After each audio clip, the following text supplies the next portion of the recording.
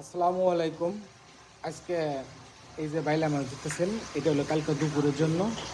আর এটা রান্না করব, আজকে হলো বিরিয়ানি রান্না করব। বিরিয়ানি দেখি আজকে বিরিয়ানি রান্না করতে পারি। তো ভিডিওটা আজকে অনেক লং টাইম হবে, হয়তো বা 5 মিনিট উপর হবে। তো দেখতে থাকুন, সঙ্গে থাকুন। এই যে আমি মাংস বসানোর জন্য পেঁয়াজ, মরিচ, আদা, রসুন, জিরা, তেজপাতা সব কিছু দিয়ে দিচ্ছি। আর এটা বাইলা মাছের জন্য দিয়ে দিচ্ছি, বাইলা মাছ রান্না করবো আর কি। তো সঙ্গে থাকুন। আমার এই যে পেঁয়াজটা হয়ে গেছে, অনেক মশলাপাতি দিয়ে দিব। একা তো মোবাইল ধরার মতো কেউ নাই, সেই জন্য আমার একা একাই সব কিছু করতে হয় আর কি। তা কষানো হয়ে গেছে, আমি এই যে এখন মাংস দিয়ে দেবো। এই যে মাংস দিতেছি।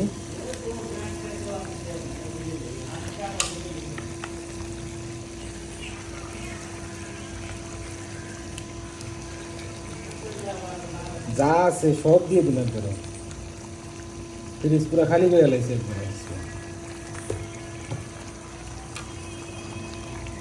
দেখি আজকে রান্নাটা কেমন হয়, আজকে তাই দেখতে পাবো। এই যে মাংসটা দিয়ে দিলাম, এখন নাড়া দিয়ে দেখে দেবো।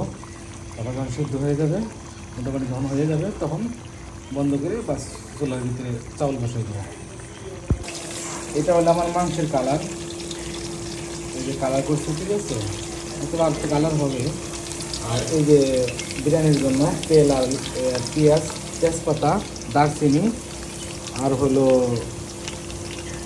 নাটফুল যেটা বলে, এটা কি বলে, লবঙ্গ। লবঙ্গ দিয়ে দিছি। সঙ্গেই থাকুন, দেখতে থাকুন। চাউল কিন্তু দিয়ে দিছি, একটা কিন্তু দেশি আর একটা কিন্তু বিদেশি চাউল, আর একটা কিন্তু বিদেশি চাউল। চাউল দেখলে ঠিক পাবেন, একটা হলো বাসমতি, একটা হলো বাংলাদেশি চাউল। বাংলাদেশি সেই কাশি, সেই পোলার চাউল বাংলাদেশ থেকে আনাইছি আর কি। আর একটা হলো কম হবে, তো সেই জন্য একটু মিক্সার করে দিয়ে দিচ্ছি, যে কেমন লাগে। সঙ্গেই থাকুন, দেখতে থাকুন। আমি কিন্তু চাউলের ভিতরে মাংস দিয়ে দিয়েছি, দেখেন, দিয়ে দিয়েছি।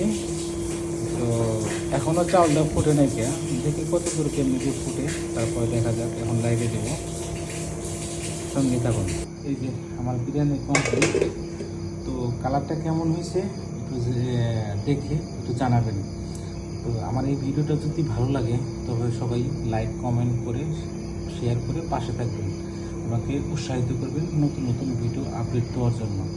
ধন্যবাদ সবাইকে, ভালোবাসা অবিরাম।